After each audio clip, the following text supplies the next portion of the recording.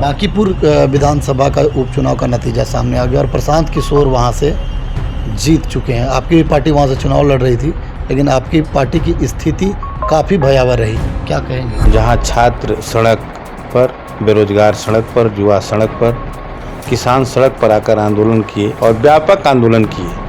धर्मेंद्र प्रधान जी यदि और एक सप्ताह यदि नहीं देते इस्तीफा तो 74 वाली आंदोलन याद आ रही थी पूरे देशवासियों को। एक बात कही जा रही थी चुनाव से पहले कि कुत्ते बिल्ली को अगर खड़ा कर दिया जाएगा तो वो भी चुनाव जीत जाएगा। तो बांकीपुर की जनता निश्चित रूप से मन बना लिया था कि राष्ट्रीय अध्यक्ष नितिन नवीन जी को, भारतीय जनता पार्टी को और नई नवेली जो भारतीय जनता पार्टी की सरकार बनी है, आदरणीय मुख्यमंत्री सम्राट चौधरी जी को जवाब देना है।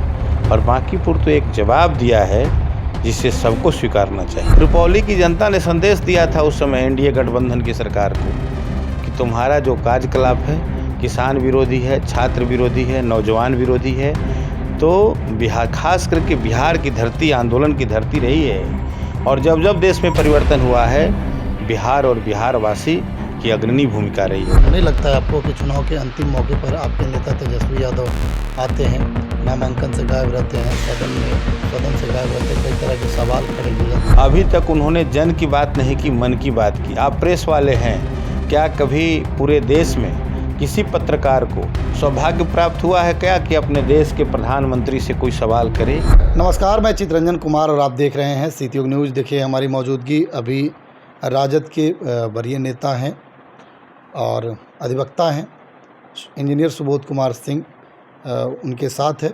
हम जानने का प्रयास करेंगे बांकीपुर विधानसभा का उपचुनाव हुआ, जहां से भाजपा का गढ़ कहा जाता था। वहां से पिछले चुनाव में विधानसभा में एक भी सीट नहीं जीत पाए प्रशांत किशोर ने उपचुनाव में नितिन नवीन के गढ़ कहे जाने वाले, भाजपा का गढ़ कहे जाने वाले को जीत लिया है।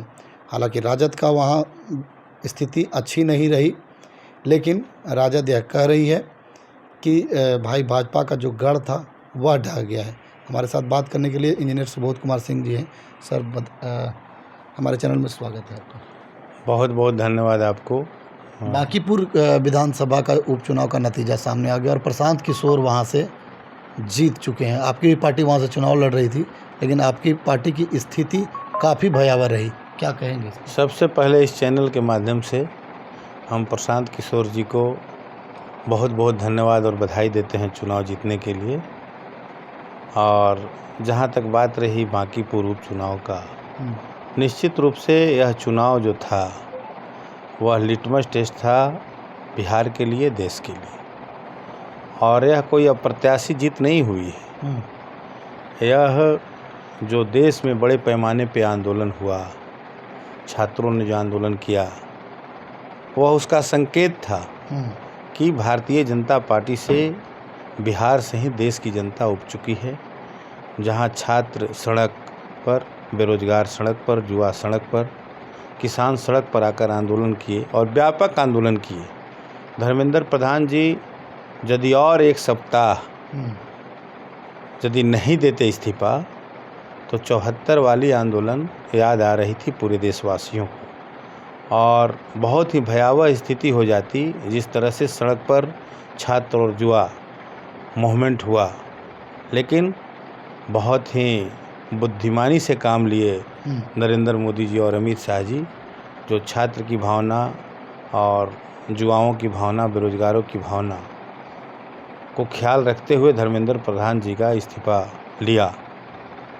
रही बात बांकीपुर चुनाव का, तो बांकीपुर की जनता निश्चित रूप से मन बना लिया था कि राष्ट्रीय अध्यक्ष नितिन नवीन जी को, भारतीय जनता पार्टी को और नई नवेली जो भारतीय जनता पार्टी की सरकार बनी है, आदरणीय मुख्यमंत्री सम्राट चौधरी जी को जवाब देना है। और बांकीपुर तो एक जवाब दिया है जिसे सबको स्वीकारना चाहिए। स्वीकारना चाहिए। लेकिन आरजेडी की स्थिति नहीं सम्मानजनक नहीं रही। हम अभी भी आपको कह रहे हैं कि मन बनाया था परिवर्तन का बांकीपुर के जनता ने। वो ये नहीं देखा, चाहे कोई वोटर हो, किसी समाज के वोटर हों, कि हमारे वोट कर देने से पार्टी की किस पार्टी का सेहत पर क्या असर पड़ेगा, उसकी परवाह जनता नहीं किया। वह कोई जाति, वहाँ पे जातीय रंग नहीं था, धार्मिक रंग नहीं था। बीजेपी को हराने का मन बनाया था लोगों ने। तो हमारे भी वोटर जो हमारे समर्थक थे, उन्होंने कहीं न कहीं बीजेपी को हराने के लिए अपना मतदान कर दिया, जिससे राष्ट्रीय जनता दल को निश्चित रूप से वहाँ पे थोड़ा नुकसान हुआ है। एक बात कही जा रही थी चुनाव से पहले कि कुत्ते बिल्ली को अगर खड़ा कर दिया जाएगा तो वो भी चुनाव जीत जाएगा भाजपा से। यही तो अभी आपसे कहा कि ये घमंड जो था भारतीय जनता पार्टी को, घमंड का हार हुआ है, अव्यवस्था का हार हुआ है। लोकतांत्रिक मूल्यों का जो हनन हो रहा था पूरे देश में, उसका जवाब है। एक पार्टी, ये ऐसा नहीं है कि एक सीट चुनाव जीत जाने से कोई बहुत बड़ा फ़र्क पड़ता है। और बांकीपुर की जनता यह भी जान रही थी कि ना विपक्ष को सत्ता में आ जाना है और ना पक्ष को सरकार गिरना है। लेकिन एक संकेत है, आप लोगों ने देखा होगा 2024 में 13 जुलाई को चुनाव हुआ था रुपौली में। जनता दल यूनाइटेड के कालंधर मंडल को निर्दलीय उम्मीदवार शंकर सिंह ने चुनाव हरा दिया था।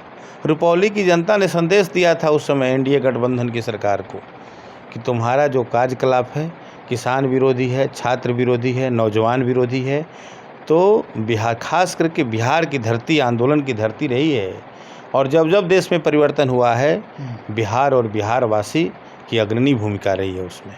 चुनाव के अंतिम मौके पर नहीं लगता है आपको कि चुनाव के अंतिम मौके पर आपके नेता तेजस्वी यादव आते हैं, नामांकन से गायब रहते हैं, सदन से गायब रहते हैं, कई तरह की सवाल खड़े की जा रही थी, और अंतिम मौके पर आए, उसका भी खामियाजा भुगतने के लिए मिला आप लोगों को? निश्चित रूप से कुछ न कुछ चूक हुई है। इसका हमारी पार्टी, हमारे नेता इसका समीक्षा करेंगे। चूक हुई है, इसमें कहीं कोई दो मत नहीं है, और उसी चूक का कारण है। लेकिन उससे भी बड़ी बात है कि भारतीय जनता पार्टी, हम लोग चाहते थे कि भारतीय जनता पार्टी चुनाव हारे। मैंडेट जो है वो भारतीय जनता पार्टी के खिलाफ गया है, इसमें दो मत नहीं है। जहाँ तक बात रही विधानसभा में, तेजस्वी जी नहीं थे। हर कोई का निजी जीवन है, और विपक्ष के नेता जब अपना कुछ काम करते हैं तो भारतीय जनता पार्टी उसको प्रोपगंडा करती है। हमारे देश के प्रधानमंत्री आदरणीय मोदी जी लगभग 12 साल हो गया, अभी तक उन्होंने जन की बात नहीं की, मन की बात की। आप प्रेस वाले हैं, क्या कभी पूरे देश में किसी पत्रकार को सौभाग्य प्राप्त हुआ है क्या कि अपने देश के प्रधानमंत्री से कोई सवाल करे? कोई इंटरव्यू नहीं दिया आज तक। कोई इंटरव्यू दिया, लेकिन उसकी चर्चा नहीं होती है। लेकिन आम जनता जान रही है कि वह मन की बात करते हैं, लेकिन जन की बात नहीं करते। तो पब्लिक ने कहा कि अब जन की बात होगी और आपकी मन की बात नहीं चलेगी। तो तेजस्वी जी जो विधानसभा से गायब रहते हैं, वो आरोप लग रहा था कि जब भी कभी बात होती है विधानसभा में तो वो हमेशा गायब रहते हैं। हमेशा गायब नहीं रहते, आपके पास रिकॉर्ड होगा। जब भी कोई निजी मामला वैसा होता है, हर आदमी का पारिवारिक मामला होता है, स्वास्थ्य से जुड़ा मामला होता है, पारिवारिक मामला होता है। हमारे क्या लगता है तेजस्वी जी को विभिन्न मुद्दों पर, जैसा कि अभी देश में आंदोलन चल रहा था, उस आंदोलन के दौरान भी गायब थे, और कई ऐसे मौके आए हैं तब वो गायब रहते हैं बिहार से, तो नहीं लगता है कि समर्थकों में एक अलग सी भावना उत्पन्न हो रही है? गायब नहीं थे चित्ररंजन जी। बिहार का हर राष्ट्रीय जनता दल का वर्कर जो है वो तेजस्वी यादव है, लालू यादव है।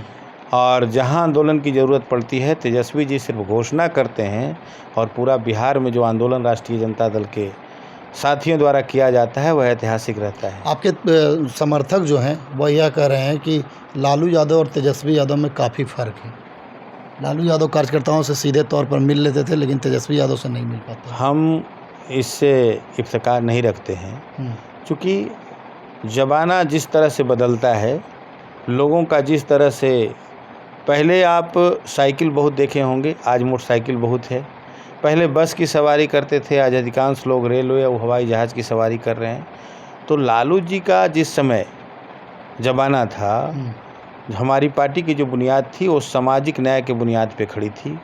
और जिस समय 90 के दशक में बिहार नहीं पूरे देश में खास करके जो गरीब, दलित, शोषित और वंचित वर्ग के लोग थे, जिनका जुबान बंद था उसको जुबान देने का काम कोई किया तो राष्ट्रीय जनता दल के राष्ट्रीय अध्यक्ष लालू प्रसाद यादव जी ने किया। आज उसी का उपज है कि सम्राट चौधरी जी बिहार के मुख्यमंत्री हैं, वरना सोच भी नहीं सकता था कोई पिछड़ा समाज का व्यक्ति कि हम बिहार के सत्ता पर रहेंगे। नीतीश जी भी यदि देन है तो निश्चित रूप से उसमें कहीं न कहीं लालू जी के सोच का यह परिणाम है। और जहाँ तक बात रही आज अभी युग नए ख्याल के लोग हैं, तो आज आर्थिक न्याय की लड़ाई जो हमारे तेजस्वी जी लड़ रहे हैं और निश्चित रूप से आगे चल के भावी मुख्यमंत्री के रूप में तेजस्वी जी को लोग देख रहा है और बिहार की सत्ता और बागडोर संभालेंगे। धन्यवाद। देखिए, ये थे हमारे साथ इंजीनियर सुबोध कुमार सिंह, जो राजद के वरीय नेता हैं और अधिवक्ता भी हैं। कई दायित्वों का ये निर्वहन भी कर रहे हैं और वर्तमान में अभी बांकीपुर विधानसभा का चुनाव का जो नतीजा आया